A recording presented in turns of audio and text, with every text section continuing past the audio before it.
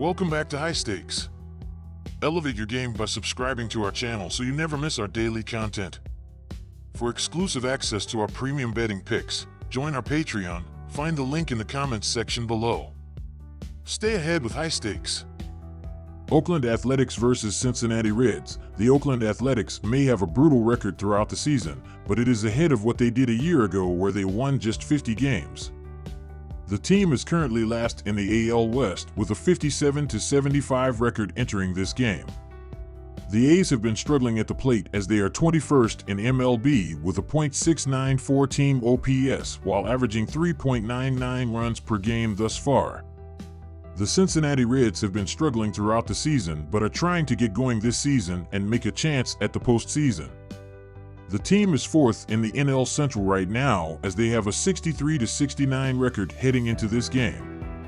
The Reds have been hitting at a mediocre level at the plate right now as they have a .232/.305/.399 team/line and are scoring 4.45 runs per game. When looking at the last 7 games out of both of these pitchers, there is a bit of a difference.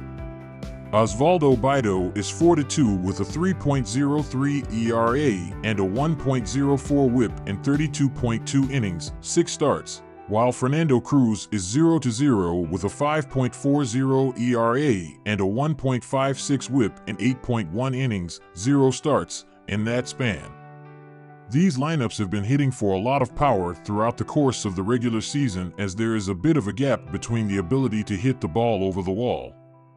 Oakland is tied with the Minnesota Twins for 7th place with 162 total home runs, while Cincinnati is tied with the San Diego Padres for 12th place with 153 total home runs thus far. Since the All-Star break, the lineups are hitting at a bit of a different level as the Oakland Athletics are 17th in Major League Baseball with a .719 team OPS in their 34 games in the second half, while the Cincinnati Reds are 21st with a .711 team OPS in 35 games. Go with the Oakland Athletics to secure a win on the road here. With how these teams have been hitting throughout August, these lineups are not hitting well enough as the Athletics are 25th in Major League Baseball with a .664 team OPS during their 22 games this month, while the Reds are 13th in the big leagues with a .732 team OPS in their 24 games during August. Diving into the bullpens throughout the regular season, they have done an outstanding job in terms of getting outs as the Oakland Athletics are 6th in the majors with a 3.62 reliever ERA, while the Cincinnati Reds are 9th in baseball with a 3.66 bullpen ERA so far this season. All in all, go with the under as the better bet. Los Angeles Angels versus Detroit Tigers. Although the Angels have not listed a starter for the second game of this set, Griffin Canning is expected to take the mound in some capacity. Last week, he pitched 6 scoreless innings, giving up 2 hits and no walks while striking out 6 batters, in bulk relief against Toronto. The Angels trailed 5-0 by the time Canning got the ball in the 3rd inning, but the right-hander kept his club in the contest with 6 solid scoreless frames. Kader Montero will take the mound in the second game of this set. Last week, Montero allowed 2 runs on 6 hits and 2 walks over 5 innings in a no-decision Friday. He struck out 4 during the win over the White Sox. Montero entered Friday's game on a 3-start winning streak but was unable to extend it despite a solid outing. Kader Montero will take the mound in the second game of this set. Last week, Montero allowed 2 runs on 6 hits and 2 walks over 5 innings in a no-decision against the Chicago White Sox.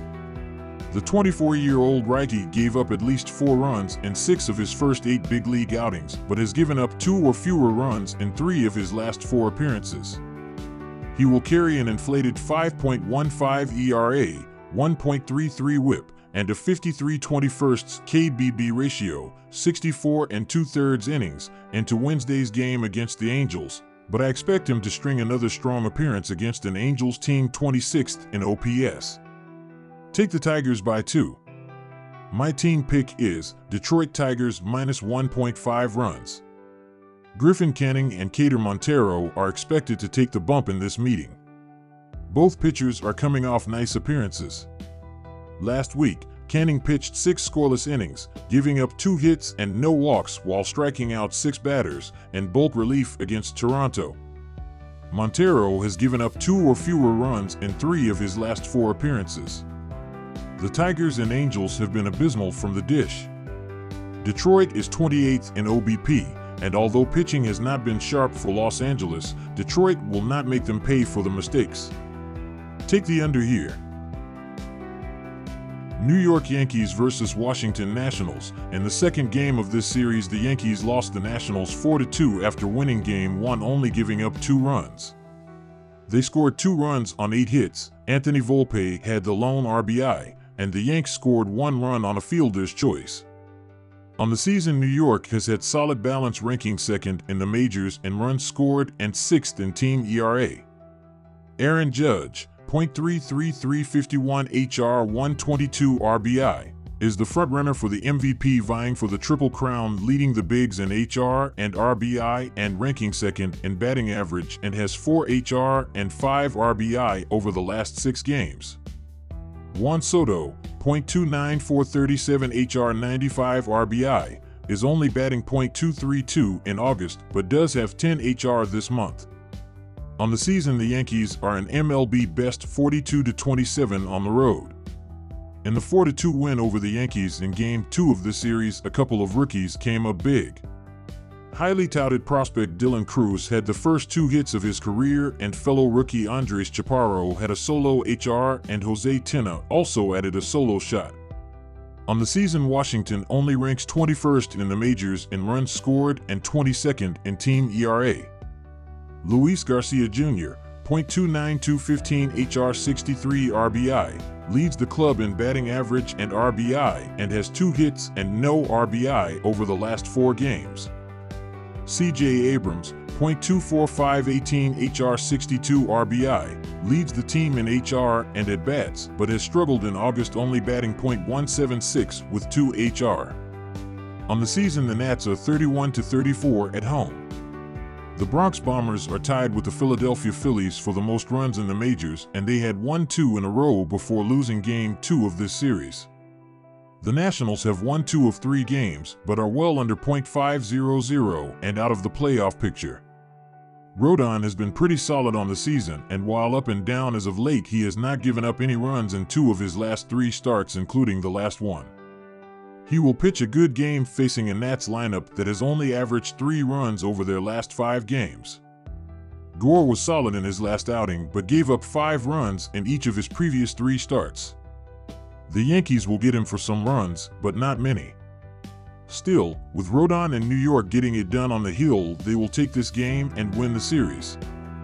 The Yankees will also win by at least 2 runs, so take the run line to get better odds. Take the Yankees and the run line minus 1.5 runs. The total has gone under in the first 2 games of this series, and that is the pick I am leaning towards in this game. While the Yankees are the second highest scoring team in the majors, they have only totaled 7 runs in this series. They will be facing Gore, who only gave up 1 run in his last start, but gave up 5 in each of the 3 outings before that. New York will get some runs, but they will not light up the scoreboard. The Nationals have only averaged 3 runs in their last 5 games, and they will not do much at the dish facing Rodon, who has not given up any runs in 2 of his last 3 starts. This series finale will be a lower scoring affair, so the under is the pick. Take the under 9 runs. Toronto Blue Jays versus Boston Red Sox. Toronto isn't mathematically eliminated from the playoffs just yet, but their chances aren't looking too good as they drop to 65-68 following Tuesday night's 6-3 loss to Boston. The Blue Jays are now 13.5 games out of the AL East lead and 8.5 games back of the final wild card spot. While the overall season hasn't gone well, the Jays have been playing solid ball recently, winning 5 of their last 6 games. Tuesday's loss to the Red Sox snapped a 5-game winning streak for the Blue Jays. The loss fell on the arm of Yariel Rodriguez, who gave up 6 earned runs on 8 hits over 5.0 innings. Offensively, Dalton Varsho and Will Wagner each homered in the losing effort. The expectations weren't extremely high for Boston this year, but they've been playing well enough to find themselves in the hunt as we approach September. Tuesday's win over the Blue Jays saw the Red Sox improve to 68-64, which puts them 4.5 games out of the wild card. They're looking up at the Twins in the wild card standings, and the two sides will meet in late September. Tuesday's 6-3 win was a much-needed one for Boston as it snapped a 4-game slide.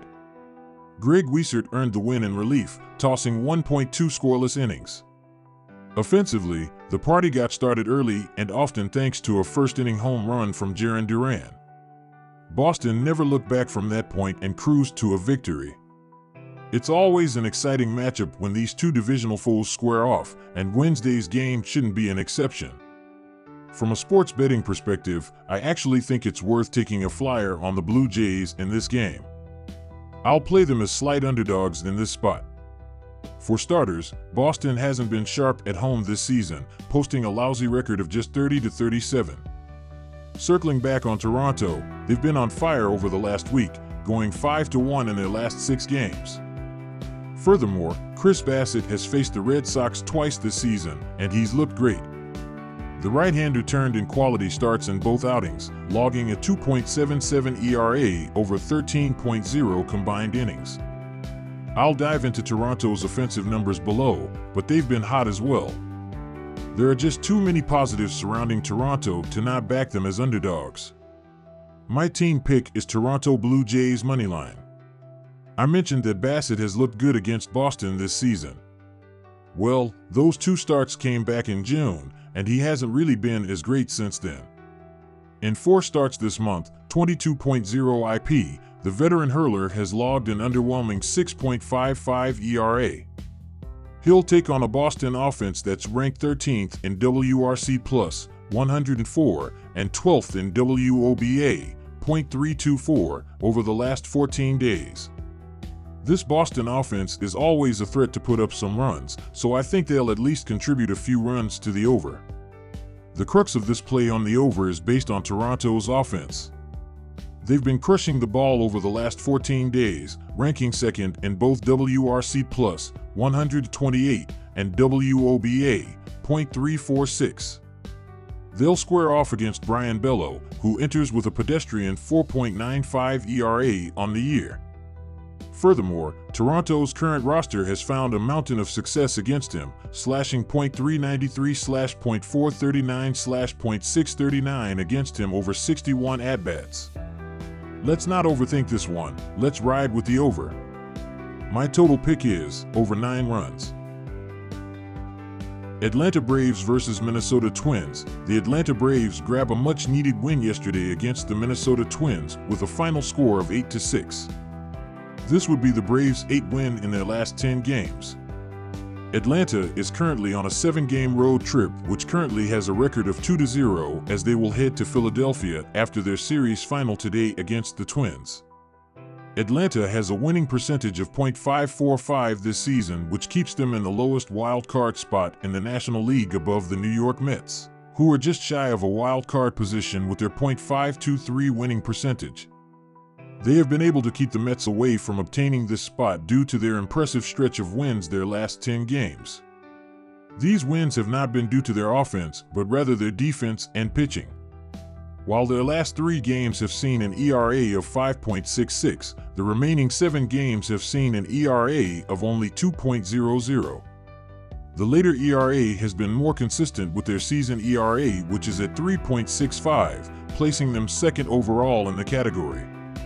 The Twins have had issues at the mound as of late, and the Braves' offense has been able to capitalize on that in these last 2 games.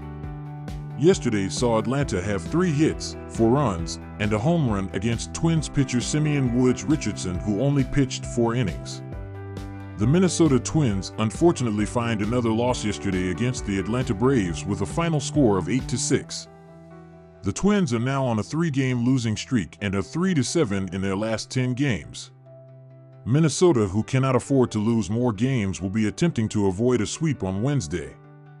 Minnesota, much like the Atlanta Braves, are currently holding the last wild card spot in their conference, with them having a winning percentage of .545 and are above the Boston Red Sox, who are trailing behind, with their winning percentage of .515. The Twins have had a downward spiral in their recent games, which is not indicative of a team who wants to remain in the postseason race. Minnesota's main problem in this recent losing stretch has been their pitching. On the season, the Twins have an ERA of 4.11 and have most of the time been bailed out by their offense, which sits 7th overall in runs. In their last 9 games, the Twins have an ERA of 5.44, which is pretty dramatic given this is a team who is fighting to stay in a playoff position. This may be due to Minnesota being without their starting pitcher Joe Ryan, who leads the team in ERA at 3.60 among their starting pitchers. Joe Ryan will not be coming back for the rest of the season due to a shoulder injury. The Atlanta Braves have a 7-3 record as favorites in their last 10 games on the road this season. The Braves have won their last 7 straight games against the Twins. Dating back to 2010, the Braves are 8-2 in their last 10 games on the road against Minnesota. Both teams are desperate for wins to stay in their playoff positions, but Atlanta seems to be more pressured with the Mets only a few wins behind them, while the Twins have a better cushion from the Boston Red Sox. Atlanta will be more driven to win this game, and with the help of Chris Sale on the mound, I believe it will be a hard game for the Twins to win. I am taking the Braves on the money line. The Atlanta Braves have an over-under record of 3-7 in their last 10 games. While the Braves have taken advantage of the Twins pitching the last 2 games, it is not how they normally win games, and I think we will see them regress down to their season average. The Twins will have trouble scoring runs against Chris Sale, who has performed exceedingly well this season for the Braves. Atlanta will likely find another low-scoring game like they have had prior to coming to Minnesota. I am expecting a 3-2 or 4-2 final score favoring the Braves. I am taking the under at 7.5 runs. San Diego Padres vs. St. Louis Cardinals. The Padres have won 3 of their prior 4 contests, including a 7-4 win over the Cardinals in St. Louis on Monday. Third baseman Manny Machado, who smacked his 21st home run of the season, and rookie Jackson Merrill drove in 3 runs each to power San Diego to the win. Starting rookie hurler Randy Vasquez picked up his 4th victory of 2024, going 6 innings and allowing 2 earned runs on 6 hits. The Padres pitching staff has excelled recently, limiting their opponents to 2 runs or less in 2 of their last 4 games. The Cardinals have lost 2 of their last 3 games, including a 7-4 defeat at the hands of the Padres at home in the first game of their series. Struggling starting pitcher Kyle Gibson was ineffective, giving up 7 runs on 6 hits in just under 5 innings for his 6th loss of the season. Brendan Donovan, Ma-Sin Win, and Alec Burleson had 3 hits apiece for the Cardinals in the defeat. The Cardinals pitching staff has sputtered recently, allowing 6 runs or more to their opponents in 2 of their last 3 games. Musgrove has been effective versus the Cardinals recently, compiling a 2-0 record with a lean 1.69 ERA in his prior 3 games. The Padres pitching staff has excelled on the road this season, ranking 3rd in the league in ERA with 3.66. Cardinals hurlers have struggled at Busch in 2024, ranking in the bottom half of the league in multiple categories, including 21st in ERA. San Diego also has the edge on offense in this matchup, ranking near the top 10 in several key categories, including slugging percentage versus bottom half rankings for their opponent. The Padres have excelled on the road recently, winning 6 of their previous 7 series, including several sweeps. The Cardinals have not had a true home field advantage this season, losing almost half their games in front of the home crowd. The stats and trends strongly support a San Diego victory on the road against the Cardinals. Take the Padres moneyline. Pallant has produced a lean 2.35 ERA in 7.2 innings against the Padres. 5 of the previous 6 games between these 2 squads have gone under the run total, with only 20 runners crossing the plate during their 3-game set in San Diego earlier this season. St. Louis hurlers have produced a 3.80 ERA in their prior 5 games against the Padres. The Cardinals rank in the bottom half of the league in several key offensive categories, including runs scored and slugging percentage, so the odds they score quickly in bunches are low. The Cardinals have gone under the run total in 4 of their last 5 games, scoring 3 runs or less in 5 of their previous 8 games. Musgrove has allowed only 3 runs with 16 strikeouts in his prior 16 innings versus the Cardinals. The Padres' pitching staff has limited their opponents to 2 runs or less in 2 of their previous 4 games. Most signs point to a lower scoring affair in St. Louis on Wednesday. Take the under. San Francisco Giants vs. Milwaukee Brewers. This game was published before the results of their Tuesday night contest. Kyle Harrison is expected to take the mound for the Giants. He went 6 innings, gave up 5 hits, 2 walks, 1 earned run, and struck out 5 batters in a win in his last start against the Chicago White Sox. Harrison has a record of 7-5 with a 4.00 ERA, 1.30 WHIP, and a 108/38 KBB ratio in 22 starts this season. Opposing batters are hitting .257 against Harrison. San Francisco has been average on offense this season.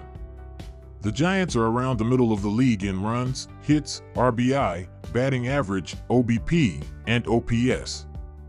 This game was published before the results of their Tuesday night contest. Freddie Peralta is expected to start for the Brewers. He went 5 innings, gave up 3 hits, 2 walks, 0 earned runs, and struck out 2 in a no decision in his last start against the St. Louis Cardinals. On the season, he has a record of 8-7 with a 3.86 ERA, 1.20 WHIP, and a 164/53 KBB ratio in 26 starts. Opposing batters are hitting .224 against Peralta. Kyle Harrison is expected to start for the Giants and has struggled on the road compared to pitching at home. In 13 home starts, Harrison has a 3.43 ERA, 1.21 WHIP, a 62/16 KBB ratio, and opposing batters are hitting .247 against him. However, in 11 road starts, Harrison has a 4.61 ERA, 1.39 WHIP, a 46/22 KBB ratio, and opposing batters are hitting .269 against him. The Brewers have been good on offense this season. They are in the top 10 or around the top 10 in the league in runs, hits, RBI, walks, stolen bases, batting average, OBP, and OPS. Freddie Peralta will pitch better than Harrison, and the Brewers will win this contest by 2 or more runs. Bet the run line, -1.5, and take Milwaukee. The Brewers have been good on offense this season. They are in the top 10 or around the top 10 in the league in runs, hits, RBIs, walks, stolen bases, batting average, OBP, and OPS. Kyle Harrison is expected to start for the Giants and has struggled on the road compared to pitching at home.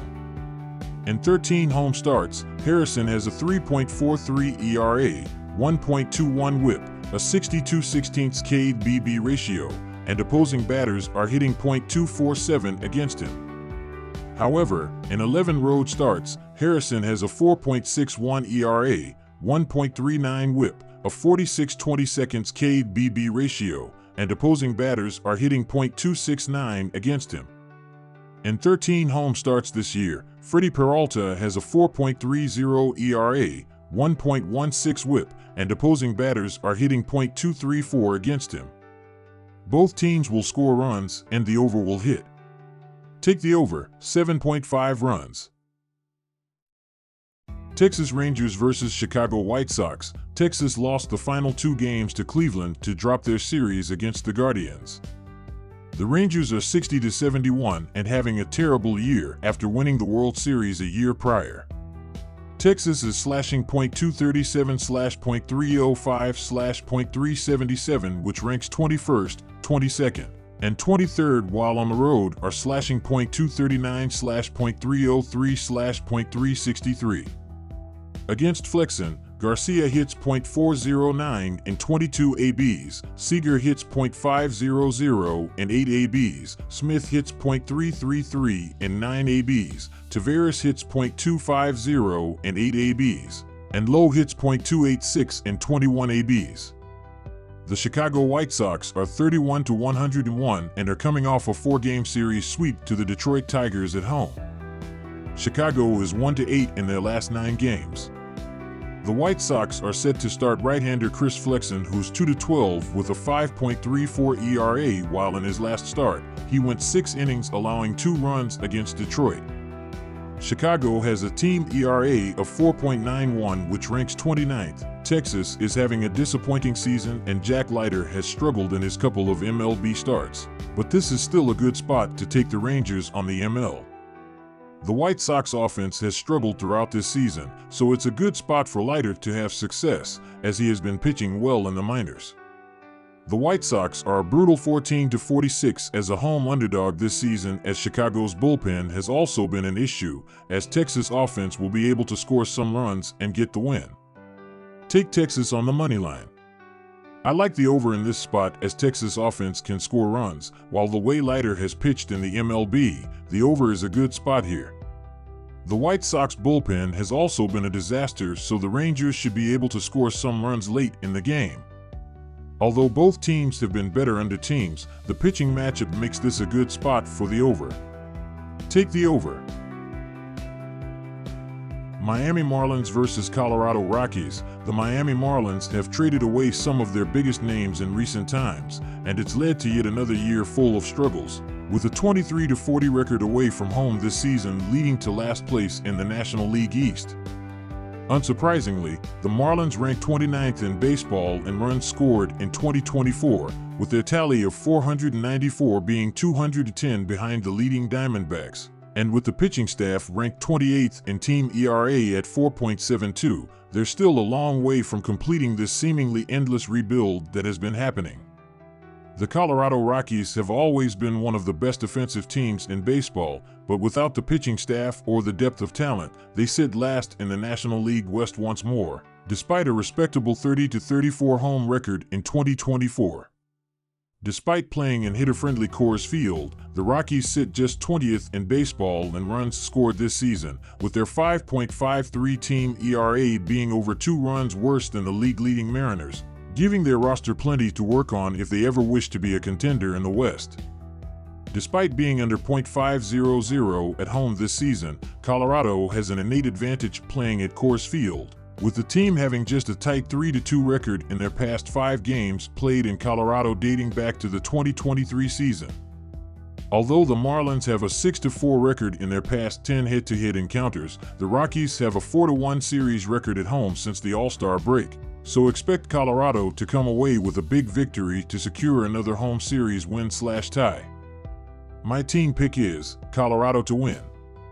At Coors Field, it's always the safe play to take the over, especially after 17 runs were scored on Tuesday, leading to the over being 4-1 in their past 2 series played in Colorado over the past 2 seasons. For the Marlins, the over sits at 5-4-1 in their past 10 overall games, with a dreadful 6.1 runs allowed per game over that stretch, and for the Rockies, the over sits at 5-5 in that same time, with an average total of 9 runs per game over their past 10 outings. Keep it simple, take the over 8.5 runs. New York Mets versus Arizona Diamondbacks. The New York Mets have been fighting hard all season long after a rough start, and with a 34-30 record away from home in 2024, they sit just 3 games behind the division rival Braves for the final spot in the NL wildcard race. With their top-heavy lineup, the Mets have accounted for the 10th most runs in baseball this season, and while the team ERA sits in the bottom half of baseball, they've done just enough to give themselves a chance at the postseason with September fast approaching. The Arizona Diamondbacks shocked the world in 2023, and now they're on the cusp of doing so again, with a 37-27 record playing at home this season getting them all the way to within 3 games of the incredible Dodgers in the National League West. Similar to last year, it's the loaded lineup leading the way for Arizona, with 704 runs being the very best in baseball, and even with the team ERA placing them 26th in the league, they've still got the talent to make plenty of noise once October rolls around. While the Diamondbacks are 3-0 behind Eduardo Rodriguez this season, this isn't a rivalry that they've fared too well in, with the Mets posting a solid 7-3 record in their past 10 head-to-head encounters dating back to 2023. Over that time, New York has dominated on the road, tallying a 4-0 record in Arizona while outscoring the Diamondbacks 27-9 over that time, And with Luis Severino's respectable 3.84 ERA, they should add another win to the tally in this one. My team pick is New York to win. Despite the solid pitching on both sides of this battle, it's the offense that stands out, with teams ranked 10th and 1st in baseball in runs scored, with the over sitting at 7-3 in their past 10 head-to-head meetings, with over 10 total runs a game scored in that stretch. For the Mets, the over sits at just 4-6 in their past 10 overall games, with the team scoring 5 runs per game in their past 5 away from home. And for the D-backs, the over sits at 7-1 in their past 10, with the team scoring an incredible 6 runs a game over that stretch. Keep it simple, take the over 7.5 runs. Baltimore Orioles versus Los Angeles Dodgers, and the Orioles' 3-2 victory over the Dodgers in the series opener. Cole Irvin pitched 4.1 innings, giving up 5 hits and 2 earned runs while striking out 3. Matt Bowman followed with 1.2 innings of no-hit, scoreless relief, and Cionel Perez mirrored that performance over 1.1 innings. Seranthony Dominguez also contributed a scoreless inning, allowing just 1 hit. Offensively, Ramon Urias led the Orioles with a home run and 2 RBIs, going 1-for-3, while Jackson Holliday added a hit and a run in his 3 plate appearances. Ryan O'Hearn also made a significant impact with a solo home run, finishing 1-for-4. It was a well-rounded effort and a solid team win for the Orioles as they claimed the first game of the series. In the Dodgers' 3-2 loss to the Orioles in the first game of their 3-game series, Jack Flaherty pitched 6 innings, allowing 3 earned runs while striking out 5 batters. Relievers Alex Vesia and Michael Kopech each contributed a scoreless, hitless inning. Shohei Ohtani went 2-for-4 at the plate with a run scored, while Miguel Rojas added a hit and an RBI in his 3 plate appearances. Tommy Edman also scored a run and went 1-for-4, and Teoscar Hernandez matched that with a 1-for-4 performance, driving in 1 run.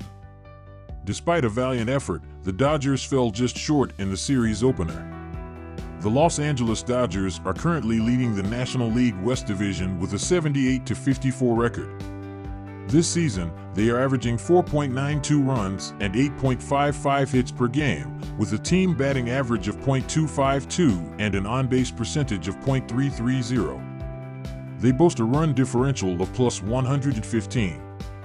Opponents are averaging 4.05 runs and 7.77 hits per game against the Dodgers, with opposing teams maintaining a batting average of .232 and an on-base percentage of .301. The Dodgers have struggled against the run line this season, holding a 64-68 record. At home, they are exactly .500 against the run line at 33-33. Following a loss this season, their record against the run line improved slightly to 29-24. While they failed to cover the spread in their last game, they have covered in 5 of their last 7 outings. The Baltimore Orioles are currently in second place in the American League East Division with a 77-56 record. This season, they are averaging 4.97 runs and 8.64 hits per game, boasting a team batting average of .252 and an on-base percentage of .316. The Orioles have a positive run differential of +86. Opponents are scoring an average of 4.32 runs and collecting 8.02 hits per game against them, with opposing teams maintaining a batting average of .237 and an on-base percentage of .303.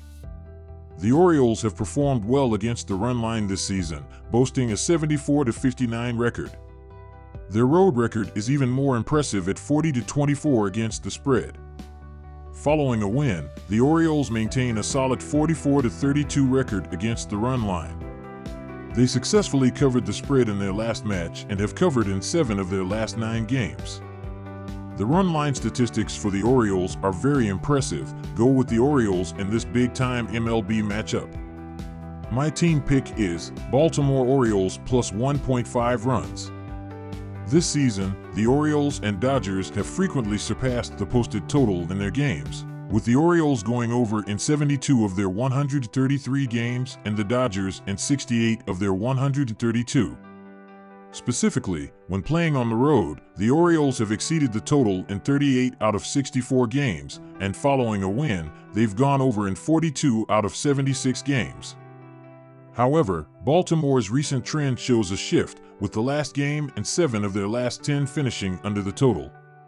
Similarly, the Dodgers have seen 37 of their 66 home games go over, but like the Orioles, have recently trended towards lower-scoring games, with their last 2 and 6 of the last 10 games going under. Given these patterns, especially the recent trends, the upcoming game between the two teams leans towards finishing under the posted total, suggesting a potential shift in their high-scoring tendencies. Go under the posted total in Game 2 of this 3-game series. My total pick is under 8.5 runs.